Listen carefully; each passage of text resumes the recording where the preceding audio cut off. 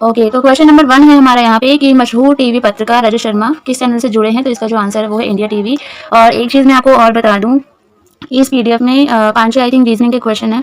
तो रीजनिंग मेरी अच्छी है, मुझे आती है, बट रीजनिंग ना मैं समझा नहीं सकती। आई मीन क्या पता मेरे समझाने का तरीका आपको समझ ना आए, तो इसलिए मैंने रीजनिंग वाले क्वेश्चन छोड़ दिए हैं। जीके वाले हैं इसमें सारे क्वेश्चन, ठीक है। पेडागोजी वाला जो भी क्वेश्चन है सारे मैं कल वो अपलोड करूंगी वीडियो, और इसलिए तो रीजनिंग वाले आप खुद से कर लेना। फिर भी अगर आपको कोई क्वेश्चन में डाउट है तो आप टेलीग्राम ग्रुप में पूछ लेना, मैं वहाँ पे उसका सॉल्यूशन प्रोवाइड करवा दूंगी, ठीक है। अभी हम चलते हैं नेक्स्ट क्वेश्चन पे। और कुछ इसमें करंट अफेयर्स के क्वेश्चन भी है, तो मैंने आंसर तो टिक कर दिए हैं, वो क्वेश्चन आएंगे नहीं दोबारा। अभी जो कुछ करंट में है एक आध क्वेश्चन पूछ सकते हैं, तो करंट से आप लोग रिलेट रहना, ठीक है। तो क्वेश्चन नंबर 2 है, पद्म विभूषण 2019 विजेता तीजन बाई निम्नलिखित में से किस राज्य से संबंधित है? तो उसका जो आंसर है वो है छत्तीसगढ़। माउंट बेटन योजना किस वर्ष में लाई गई थी? तो वो 1947 इसका आंसर है। प्रथम सरस्वती सम्मान 2018 किसे प्रदान किया गया? तो इसका आंसर है हमारा हरिवंश राय बच्चन।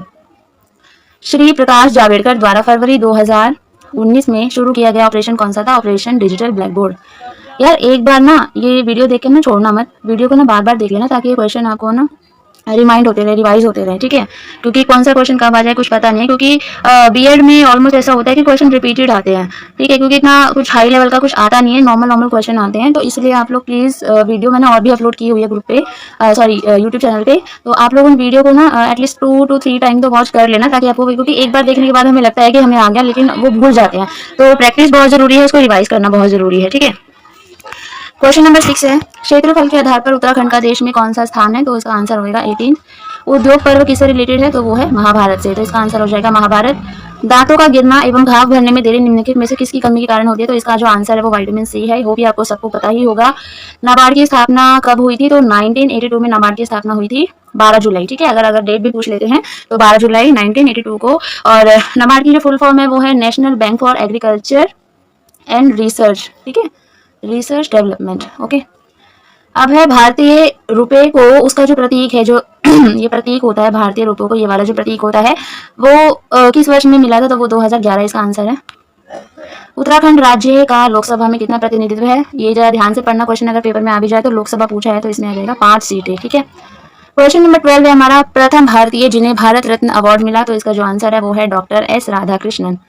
निम्नलिखित में से कौन सा प्रत्यक्ष कर का प्रकार नहीं है डायरेक्ट टैक्स का? तो इसका जो आंसर है वो है बिक्री कर, सेल्स टैक्स।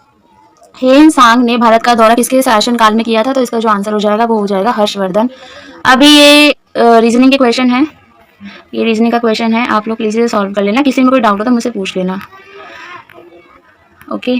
अब हम आते हैं हमारे जीके के क्वेश्चन पे। क्वेश्चन नंबर 25 है हमारा, लोकसभा के 2 सत्रों के बीच का रिक्त समय डैश से अधिक नहीं हो सकता? तो इसका जो आंसर है वो है 6 माह, 6 मंथ। और प्लीज़ किसी को हिंदी में दिक्कत है तो यहाँ साइड में इंग्लिश में क्वेश्चंस हैं, आप लोग प्लीज़ यहाँ से रीड आउट कर लेना। आगे है, बौद्ध धर्म से संबंधित ग्रंथ निम्नलिखित में से किस भाषा में लिखे गए? तो इसका जो आंसर है वो है पाली। जो बौद्ध धर्म के ग्रंथ हैं वो पाली भाषा में लिखे गए थे। आगे हमारा क्वेश्चन है, भारतवर्ष में उच्च न्यायालयों की संख्या? तो उच्च न्यायालयों की संख्या है 25 है। तो इसमें कोई ऑप्शन नहीं दिया है, तो ये क्वेश्चन गलत ही माना जाएगा, बट फिर भी हम 25 के आसपास का है तो 26 या 24 लगा सकते हैं, बट एट द एंड कि ये क्वेश्चन ही गलत है। तो वैसे आपकी नॉलेज के लिए 25 आपको पता होना चाहिए कि भारत में जो हाई कोर्ट्स है उनके जो नंबर्स है वो है 25। बाकी इसमें 24 या 26 आप लोग टिक कर सकते हैं इनकेस अगर आ जाए कुछ ऐसा ऑप्शन, अदरवाइज इसका जो करेक्ट आंसर है वो 25 है। क्वेश्चन नंबर 28 है, भारत में प्रथम जनगणना हुई थी वो कब हुई थी? 1872 में, 1872 में हुई थी। इस वर्ष में the God of small things को बुकर प्राइज प्रदान किया गया? तो इसका जो आंसर है वो है 1997। विश्व ओजोन दिवस सबको पता ही होगा कि ये 16 सितंबर को मनाया जाता है। कुछ डेज प्लीज याद कर लेना, या डेज के ऊपर मैं कल वीडियो डाल दूंगी, क्योंकि डेज भी पूछे जाते हैं इसमें एंट्रेंस एग्जाम में, ठीक है। क्वेश्चन नंबर हमारा 31 है, निम्नलिखित खिलाड़ी ने वर्ष 2018 का ऑस्ट्रेलियन ओपन ग्रैंड स्लैम पुरस्कार? तो रोजर फेडरर है, ये उस टाइम करंट का क्वेश्चन इतना इंपॉर्टेंट नहीं है। आगे हमारा है, खिलाड़ी सौरभ घोषाल संबंधित है? तो इसका जो आंसर है वो है स्क्वैश से संबंधित है, ओके। तो ये थोड़ा सा इंपॉर्टेंट है। फुटबॉल विश्व कप 2022 का स्थान प्रस्तावित है? तो इसका जो आंसर है वो है कतर है, और 20 नवंबर से 18 दिसंबर इसका जो टाइम पीरियड रहेगा, ठीक है। आगे है, सिंसिनाटी शहर कहाँ पर है? उत्तरी अमेरिका में है। ऑल इंडिया रेडियो की स्थापना कब हुई थी? तो इसका जो आंसर है वो है 1930। शेखर सिंह मांडे के डायरेक्टर जनरल है कौन है? CSIR है, ठीक है, ओके। आगे हम आते हैं, भारत में प्रथम कपास मिल स्थापित की गई? तो कहाँ की गई थी? कोलकाता में। इसका जो आंसर हो जाएगा वो है कोलकाता। और आगे हमारा है, पुस्तक पॉपुलेशन बॉम्ब के लेखक हैं? तो कौन है? Paul R Ehrlich. कुछ इंपॉर्टेंट बुक्स जो कि एंट्रेंस से पूछी जाती है और कुछ important days, I will upload video till tomorrow. तो मैं डाल दूंगी, क्योंकि मैंने जो प्रीवियस ईयर जो क्वेश्चन पेपर एनालिसिस किया है तो उसमें पूछा गया है, ठीक है। और कुछ साइकोलॉजी की भी इंपॉर्टेंट बुक्स वगैरह पूछ लेते हैं ये लोग, तो मैं कल वीडियो अपलोड कर दूंगी उसकी, ठीक है। आगे हम क्वेश्चन नंबर आते हैं 39 पे। नादिया मुराद का तो सबको पता ही है, 2018 में उनको नोबेल शांति का पुरस्कार मिला था। तो इनका क्वेश्चन है, उस टाइम का, इतना इंपॉर्टेंट नहीं है। अमार गाथा 1913 शीर्षक आत्मकथा, ये जो है अमार गाथा, ये अमार कथा सॉरी, ये जो आत्मकथा है इसके लेखक कौन है, तो इसकी जो आंसर है वो है विनोदनी दासी। क्वेश्चन नंबर 41 है, कथा सरित सागर द्वारा रचित है, तो ये किसने लिखा था, सोमदेव ने, ठीक है, जो कि कश्मीर के रहने वाले हैं। उत्तर प्रदेश के वर्तमान मुख्यमंत्री योगी आदित्यनाथ का जन्म कहाँ पर हुआ था, पौड़ी गढ़वाल में। आगे है IISc अवस्थित है, जो IISc है वो कहाँ पर लोकेटेड है, वो है बेंगलुरु में। तो इसकी जो फुल फॉर्म है वो है इंडियन इंस्टीट्यूशन ऑफ, क्या पढ़ा था मैंने इसको, science, sorry, Indian institution of science, हाँ ठीक है ठीक है ठीक है ठीक है, याद आ गया, इंडियन इंस्टीट्यूशन ऑफ साइंस, ठीक है। ओके, आगे आते हैं हम लोग। वर्ष 2018 में, ये करंट का क्वेश्चन है, रोहित शर्मा इसका आंसर था, इतना इंपॉर्टेंट नहीं है। क्वेश्चन नंबर 45, 26 जनवरी 2019, ये भी हमारा करंट का क्वेश्चन है, दैट टाइम का, तो इसका आंसर है साइरल रामाफोसा। क्वेश्चन नंबर 46 पे, भारतीय नौसेना का पूर्वी सैन्य कमान का मुख्यालय स्थित है विशाखापट्टनम, ये इंपॉर्टेंट क्वेश्चन है। आगे है, उत्तराखंड राज्य के उच्च शिक्षा मंत्री कौन है, धन सिंह रावत है। ये उस टाइम में भी करंट, उस टाइम करंट का क्वेश्चन था, और अभी मैंने रिसेंटली इसको गूगल पे सर्च किया है, तो अभी भी यही इसका आंसर होगा, धन सिंह रावत, पर प्रेजेंट में भी यही इसके उच्च शिक्षा मंत्री हैं, ठीक है। वर्ष 2019 में महात्मा गांधी की कौन सी जयंती थी, तो वो थी 150 150 भी। इसराइल किस महाद्वीप पे स्थित है, तो इसका जो आंसर है वो एशिया। शिक्षक दिवस सबको पता ही है कि 5 सितंबर को मनाया जाता है, और किस वजह से मनाया जाता है, या उसका जो हमारा तर्क है वो क्या है कि जो सर्वपल्ली राधाकृष्णन जी थे, उनके बर्थडे के रूप में हम 5 सितंबर को शिक्षक दिवस मनाते हैं। भारत में सूचना का अधिकार सभी को पता है 2005 में लागू हुआ था। ओके, आगे हम 2019 में कौन सी लोकसभा के लिए सामान्य निर्वाचन जो हुआ था, तो वो हो गया हमारा 17वीं, ठीक है। सबसे पुराना वेद सबको पता ही है, ऋग्वेद है, थोड़ा सा वेद के बारे में भी पढ़ लेना आप लोग। आगे है, भारत की न्यायिक अकादमी है, तो उसका आंसर हो जाएगा भोपाल में। भोपाल कहाँ है, मध्य प्रदेश में। आगे है, रेड क्रॉस का मुख्यालय कहाँ है, जिनेवा है। देखिए, अगर इसके अलावा कोई और मुख्यालय पूछा जाता है इंटरनेशनल लेवल पे, तो मोस्ट ऑफ द क्वेश्चन का आंसर होगा कि ज्यादातर के ना ये स्विट्जरलैंड, जिनेवा के आसपास ही सब कुछ मिलेगा, ठीक है। अमेरिका में सारे ऑलमोस्ट हमारे जो है मुख्यालय हैं, और अगर आपको आंसर ना पता हो तो वही टिक कर देना, ठीक है, नहीं पता हो तो, अदरवाइज तो वैसे पढ़ ही लेना इनके बारे में। आगे, आनुवांशिकता के जनक के रूप में कौन प्रख्यात है, सबको पता ही होगा, इसका आंसर है मेंटल, ठीक है, J Mendel. Indian space research organisation सबको पता है, इसका मुख्यालय कहाँ है इसरो का, वो है बेंगलोर में, ठीक है। स्वतंत्रता मेरा जन्मसिद्ध अधिकार है, हम इसे लेकर रहेंगे, ये किसने कहा था, ये कहा था लोकमान्य तिलक ने। भारत के मुख्य निर्वाचन आयुक्त उस टाइम का इन्होंने पूछा है, जो 2019 का ये पेपर है, तो उस टाइम सुनील अरोड़ा थे, लेकिन अभी कौन है इसके, राजीव कुमार, ठीक है, प्रेजेंट में कौन है, राजीव कुमार, तो ये चीज आप याद रखना। मानव शरीर में सबसे बड़ी ग्रंथि है लीवर, यकृत जिसको बोलते हैं, तो ये सबको पता होगा। श्रीमती बेबी रानी मौर्य उत्तराखंड की राज्यपाल है, 7वीं राज्यपाल थी, अभी प्रेजेंट में गुरमीत सिंह राज्यपाल है उत्तराखंड की, तो ये आपको पता होना चाहिए। उत्तराखंड में भारत इलेक्ट्रिकल लिमिटेड कहाँ है, कोटद्वार में, ये तो मुझे अच्छे से याद है क्योंकि मैं कोटद्वार घूमने। कितने ज्योतिर्लिंग है, तो उत्तराखंड में एक ज्योतिर्लिंग है केदारनाथ। भारत में टोटल 12 ज्योतिर्लिंग है, ठीक है। आगे हम बात करते हैं, राज्य शैक्षिक अनुसंधान एवं प्रशिक्षण परिषद उत्तराखंड में स्थित है, तो वो कहाँ पर है, देहरादून में। वर्तमान में उत्तराखंड लोक सेवा आयोग के अध्यक्ष कौन है, तो ये वर्तमान में तो 2019 का पूछा हुआ है, ठीक है, तो इसको छोड़ो, अभी प्रेजेंट का मैं बताती हूँ। प्रेजेंट में है राकेश कुमार हमारे, ठीक है, प्रेजेंट में कौन है, राकेश कुमार। सारनाथ कहाँ पर है, तो वो उत्तर प्रदेश में है। उत्तराखंड में द्वितीय राजभाषा कौन सी है, तो वो है संस्कृत, आपको पता होना चाहिए, इंपॉर्टेंट क्वेश्चन है। आगे है, निम्नलिखित में से कौन सा एक उत्तराखंड के 4 धाम में सम्मिलित नहीं है, तो इसका आंसर है रुद्रनाथ, बद्रीनाथ, केदारनाथ, गंगोत्री और यमुनोत्री, ये 4 धाम है, ठीक है, उत्तराखंड में। आगे हमारा 1841 में नैनीताल की खोज किसने की थी, तो पी बैरन ने इसकी खोज की थी। क्वेश्चन नंबर 71 है, Indian institute of management Uttarakhand में स्थित है, तो ये इसका आंसर है काशीपुर। राष्ट्रीय विज्ञान दिवस 28 फरवरी को मनाया जाता है। पुराणों में उत्तराखंड को जाना जाता है, इसलिए एक ऑब्जेक्शनेबल क्वेश्चन है, क्योंकि पुराणों में उत्तराखंड को केदारखंड और मानसखंड दोनों ही नाम से जाना जाता था।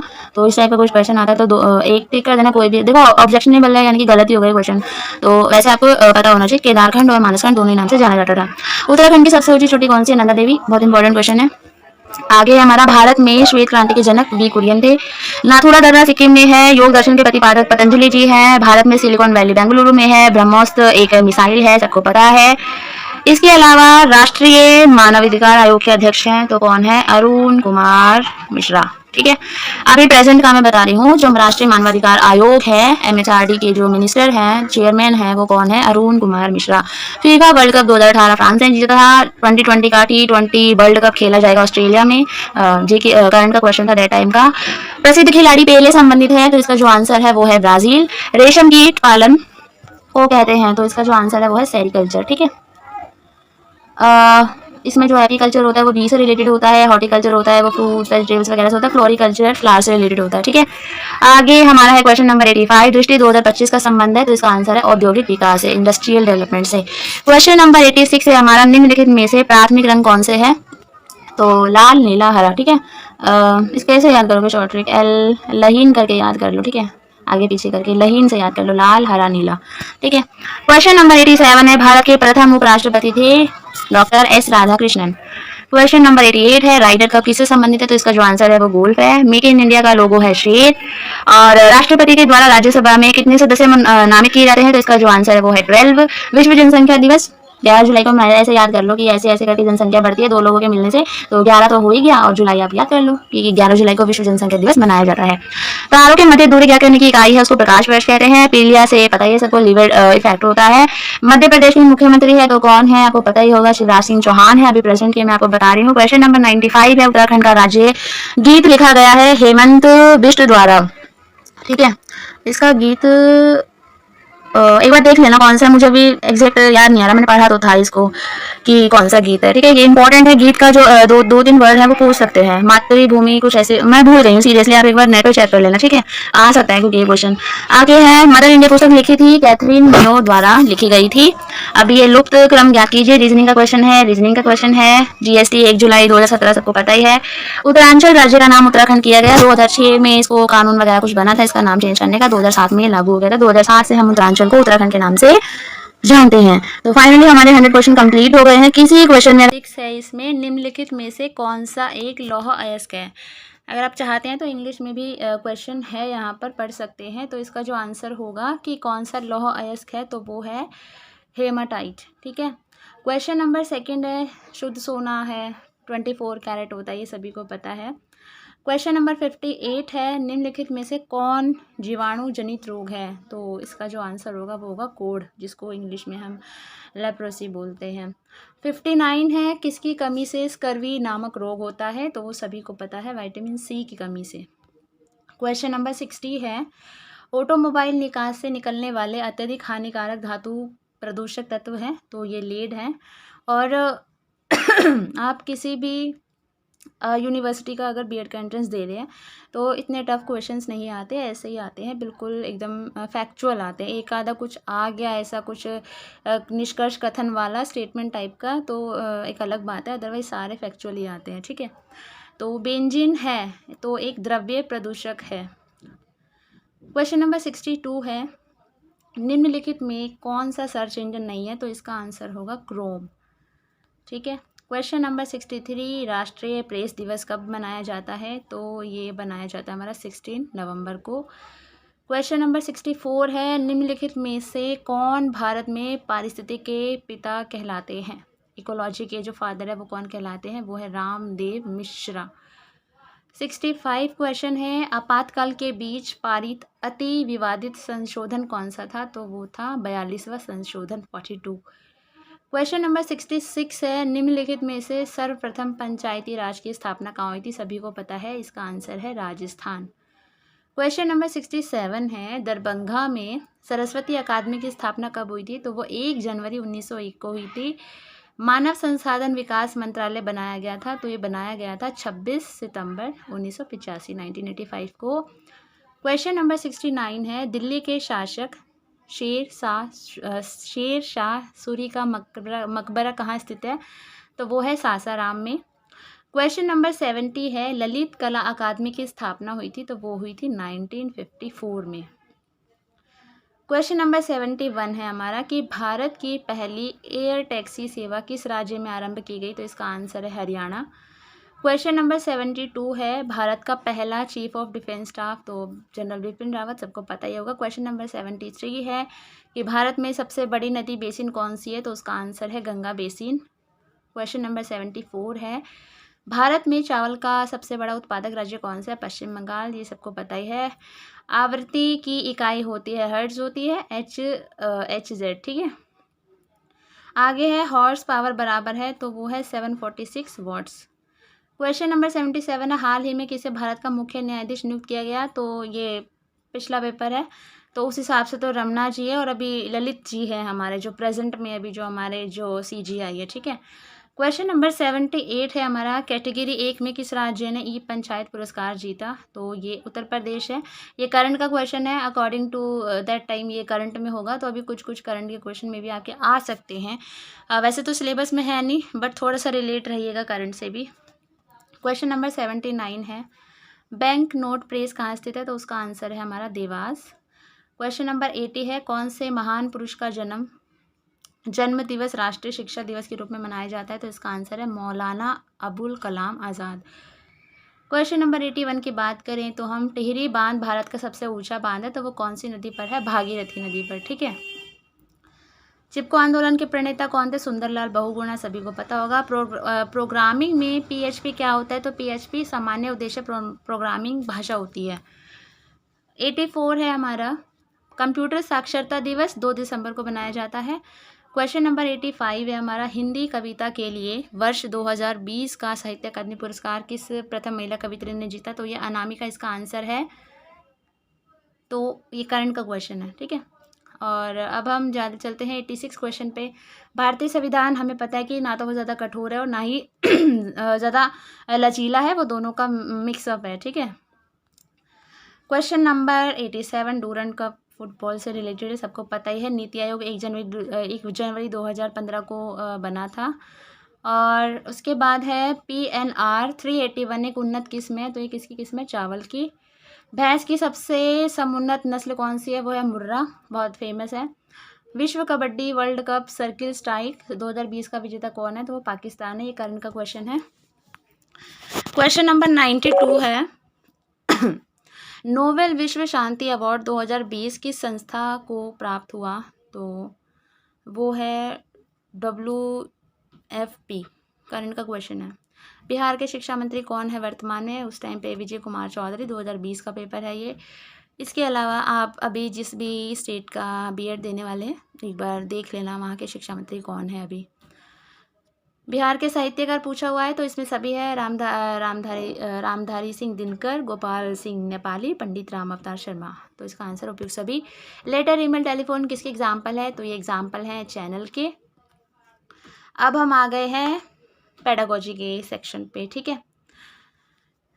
इसमें मैं थोड़ा सा समझा देती हूँ क्योंकि पेडागोजी पे मेरी कमांड है और मुझे पेडागोजी की अच्छी खासी, बहुत ज़्यादा अच्छी खासी तो नहीं कह सकते, बट अच्छी खासी नॉलेज है पेडागोजी पे। तो क्वेश्चन नंबर 96 है कि वह कौन सा दर्शन शास्त्र है जो किसी अध्यापक की भूमिका का एक नियमबद्ध अनुशासनवादी के रूप में समर्थन करता है, तो वह एक आदर्शवाद है, ठीक है। एक टीचर को आदर्श होना चाहिए पूरा नियमबद्ध तरीके से, पूरा एकदम स्ट्रिक्टनेस जो होती है ना, वो इस तरीके से जो मानी है वो आदर्शवाद ने मानी है, ठीक है।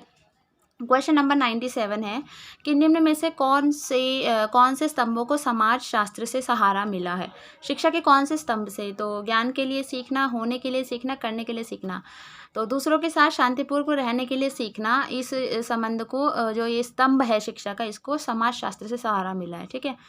क्वेश्चन नंबर 98, शिक्षक का अधिकार कब लागू हुआ, 1 अप्रैल 2010, सबको पता ही है। क्वेश्चन नंबर 99 है, शिक्षण प्रभावशीलता निर्भर करती है, तो जो अगर शिक्षण की जो अगर हम इफेक्टिवनेस देखें तो वो किसके ऊपर डिपेंड होती है, तो वो शिक्षक की योग्यता, शिक्षक के व्यक्तित्व, शिक्षक की लिखावट, तो शिक्षक के विषय की समझ होना। देखो एक टीचर को जब सब्जेक्ट की नॉलेज होगी ना, तो वो जो उसका जो वे ऑफ टीचिंग होगा ना, वो ऑटोमेटिकली बहुत इफेक्टिव हो जाता है, तो इसका जो ऑप्शन होगा वो D होगा। क्वेश्चन नंबर 100 है हमारा, गणित का एक अध्यापक कक्षा में कुछ प्रश्न कराता है तथा इसके बाद छात्रों को पुस्तक में दी गई समस्याओं को हल करने के लिए कहता है। इस इस स्थिति में छात्र जिस नियम का पालन करता है वह है कि टीचर ने कुछ क्वेश्चंस कराए, उसके बाद बोला कि आप बुक में जो प्रैक्टिस जो क्वेश्चन दिए हुए हैं उनको हल करो। तो इस सिचुएशन में जो बच्चा है वो कौन सा रूल को फॉलो कर रहा है, कौन से लॉ को फॉलो कर रहा है। तो निकटता का नियम, पुनर्बलन का नियम, तत्परता, अभ्यास का नियम, ठीक है। निकटता का नियम तो हो ही नहीं सकता है, पुनर्बलन तो उसको कोई रीइंफोर्समेंट तो मिल नहीं रहा है, तत्परता भी नहीं होगा क्योंकि अभ्यास का नियम, उसको अभ्यास करवाया जा रहा है, ठीक है। 101 पे हम आते हैं। भारत में शिक्षा के इतिहास में निम्नांकित महत्वपूर्ण प्रभावों को कालक्रम में प्रदर्शित कीजिए। प्रजातंत्र, धर्म, राजनीति, आधुनिकीकरण। तो हमें क्या करना है इसमें, निम्नांकित महत्वपूर्ण प्रभाव है ये, ठीक है। भारत में जो एजुकेशन है उसके ऊपर इनका प्रभाव पड़ता है, तो उसका हमें सीक्वेंस बताना है। तो पहला है हमारा बी, सबसे पहले धर्म का, उसके बाद है हमारा सी, फिर राजनीति का, देन उसके बाद है हमारा ए प्रजातंत्र का, और उसके बाद लास्ट में आता है आधुनिकीकरण, ठीक है। तो इसका ऑप्शन है हमारा बी। कक्षा में व्यक्ति का भेद ज्ञान अध्यापक को मदद करता है कि अगर क्लास में टीचर को पता है कि क्लास में जितने भी बच्चे हैं उनमें डिफरेंस है, सब बच्चे अलग अलग होते हैं, सब बच्चे एक जैसे नहीं होते हैं, तो इससे उसको क्या हेल्प होगी। तो कक्षा में अनुशासन बनाए रखने में तो होगी ही होगी, विद्यार्थियों को गृह कार्य मूल्यांकन करने के लिए भी होगी, अध्यापन कार्य की योजना बनाने के लिए, ठीक है। ये सारे ही ऑप्शन सही है, लेकिन हमें बेस्ट चूज़ करना है, तो उसके हिसाब से थर्ड वाला सही होगा कि अगर टीचर को पता होगा कि मेरी क्लास में अगर 40 बच्चे हैं और 40 बच्चे अलग हैं, तो टीचर को जो वो प्लानिंग करेगी पढ़ाने की, वो उस हिसाब से करेगी कि 40 के 40 बच्चे, तो वो 40 के 40 बच्चों को वो चीज़ें समझ आनी चाहिए। वो इस तरीके से अपनी स्ट्रैटेजी बनाएगी, इस तरीके से वो अपनी जो मेथोडोलॉजी यूज़ करेगी, ठीक है। तो इसका जो हमें, वैसे तो चारों ही सही है, बट सबसे जो बेस्ट आंसर है इसका वो सी होगा।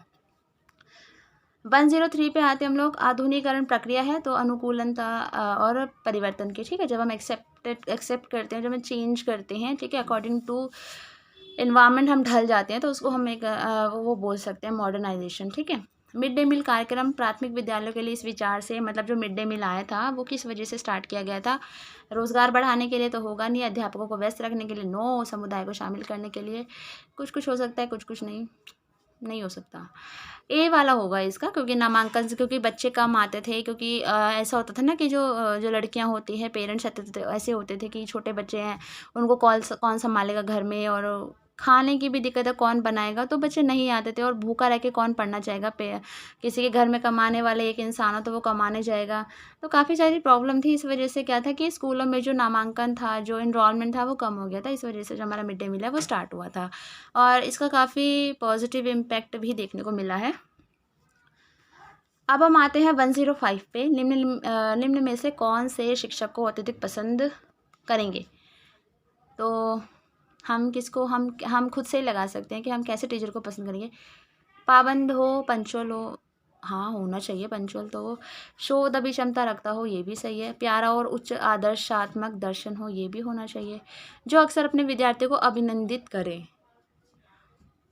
ये भी हो सकता है, लेकिन हमें बेस्ट चूज़ करना है ना। तो शोध अभिक्षमता रखता हो, ठीक है। हैविंग रिसर्च एटीट्यूड, तो उसके अंदर कुछ ना कुछ नया जानने की, कुछ ना कुछ रिसर्च करने की उसके अंदर एबिलिटी होनी चाहिए, तो उसको जो हम पसंद कर सकते हैं, ठीक है। ऑप्शन तो वैसे सारे ही सही हैं, बट बी इसमें एकदम एक्यूरेट बैठता है, ठीक है। Question number 106। SCERT, not NCERT, SCERT 1988 में इस्टेब्लिश हुई थी। प्रयोजन विधि के प्रतिपादक कौन है। किलपैट्रिक। Project method. 108। निम्न में से कौन सा एक शिक्षण का बेहतर तरीका है। तो व्याख्यान तो बिल्कुल नहीं हो सकता। श्रुतलेख, प्रदत्त कार्य, श्रुतलेख तो नहीं, प्रदत्त कार्य हो सकता है, असाइनमेंट वर्क, और सेमिनार और श्रुतलेख नहीं, तो सेमिनार और प्रयोजन, ठीक है। ये इसका आंसर होगा बी। Question number 109। निम्न में से कौन प्रोजेक्टेड एड से संबंधित नहीं है। प्रोजेक्टेड एड से संबंधित नहीं है, तो इसका आंसर है श्यामपट्ट, ठीक है। देखो, एडियास्कोप, स्लाइड प्रोजेक्टर, ओवरहेड प्रोजेक्टर, तो ये क्या है, हमारे प्रोजेक्टेड है, लेकिन जो हमारा जो ब्लैक बोर्ड होता है वो हमारा प्रोजेक्टेड नहीं है, तो इस वजह से इसका आंसर ये हो। किस परीक्षा में पक्षपात का कोई स्थान नहीं होता। तो वस्तुनिष्ठता, ठीक है। जो अगर जिस भी एग्ज़ाम में ऑब्जेक्टिविटी होगी तो उसमें कोई भी पक्षपात नहीं लेगा, ठीक है। फॉर एग्ज़ाम्पल अभी यही क्वेश्चन लगा लीजिए 110। ये क्वेश्चन है और इस क्वेश्चन का आंसर है डी। ठीक है, तो इसको अगर 100 टीचर भी चेक करेंगे ना तो डी ऑप्शन को कोई हिला नहीं सकता कि यही आंसर हो, क्योंकि यही आंसर है ना। तो ऑब्जेक्टिविटी अगर किसी पेपर में होती है तो उसमें कोई भी पक्षपात नहीं होता कि कोई टीचर का कुछ पर्सनल इशू है किसी बच्चे से, या किसी का किसी से इशू है कि नहीं इस बच्चे को हमें सही नहीं करना, नंबर नहीं देने, है ना, कुछ भी इशू हो सकता है। तो ऐसे में एक टीचर है वो कभी पक्षपात नहीं करेगा अगर एक जो परीक्षा है, जो एग्ज़ाम है, जो पेपर है वो अगर वस्तुनिष्ठ होता है तो। ठीक है, ऑब्जेक्टिव टाइप होते हैं, उनका एक ही आंसर होगा, चाहे 100 टीचर चेक करे चाहे 200 टीचर चेक करे, जो आंसर है वो तो रहेगा ना वही। तो यही इसमें है। अब आ गए हैं हम 111 वाले क्वेश्चन पे। बाल्यावस्था और युवावस्था के बीच की अवस्था को हम क्या कहते हैं? किशोरावस्था। जिज्ञासा क्या है? जानने की इच्छा, सबको पता ही है। शिक्षण का उद्देश्य है, शिक्षण का उद्देश्य छात्रों को ज्ञान उपलब्ध कराना, सही है। विद्यार्थियों को पढ़ने हेतु प्रोत्साहित करना, ये भी सही है। विद्यार्थियों को प्रेरित करना, ये भी सही है। तो इसका आंसर हो जाएगा डी। 114 पे आ जाइए। कक्षा शिक्षण में रुचि जागृत करने की निम्न में से कौन सी विधि कौन सी है? तो छात्र का अध्ययन, उद्देश्य की स्पष्टता, रुचि मापन, हाँ ये सभी होंगे। ठीक है, हम इन सभी के द्वारा क्लास में जो है बच्चों में इंटरेस्ट डेवलप कर सकते हैं। अब आ गए हम 115 पे। मूल्य शिक्षा का उद्देश्य विद्यार्थियों में समझ बनाना है। देखिए, मूल्य शिक्षा है तो नैतिक मूल्यों की समझ बनेगी उससे। निम्न में से कौन एक अनौपचारिक संस्था है? अनौपचारिक संस्था, औपचारिक संस्था तो देखो यही सेमिनार हो गए, पुस्तकालय हो गया, वर्ग कक्ष हो गया। खेल का मैदान है वो अनौपचारिक है। ठीक है, उसमें कोई भी बाउंडेशन नहीं। लेकिन वर्ग कक्ष अगर बच्चा क्लास में बैठा है, कहीं सेमिनार में जा रहा है, लाइब्रेरी में है, तो कुछ उसको रूल्स फॉलो करने होते हैं। लेकिन जब वो एक प्ले ग्राउंड में होता है, यहाँ स्कूल के प्ले ग्राउंड की बात नहीं हो रही है, ठीक है, नॉर्मल प्ले ग्राउंड की बात हो रही है, क्योंकि स्कूल के प्ले ग्राउंड में भी कुछ नियम होते हैं, तो इसमें कोई भी औपचारिकता नहीं होती है। तो इसका आंसर होगा खेल का मैदान। अब हम आ गए हैं 117 पे। उपचारात्मक शिक्षण का कार्य है, तो इसका उपचारात्मक शिक्षण का कार्य होता है हमारा अनुदेशात्मक। इसका आंसर होगा अनुदेशात्मक। ठीक है, 118 है। किसने कहा मनुष्य पूर्ण है तथा शिक्षा मनुष्य में विद्यमान पूर्णता की अभिव्यक्ति है? तो इसका आंसर हो जाएगा सी। 119 है। निम्नलिखित में से कौन सा प्रक्षेपित उपकरण नहीं है? तो इसका आंसर हो जाएगा पपेट। ठीक है, फोटोग्राफ, फ्लैश कार्ड, स्लाइड, ये सब हमारे प्रक्षेपित हैं, जबकि हमारा पपेट प्रक्षेपित नहीं है।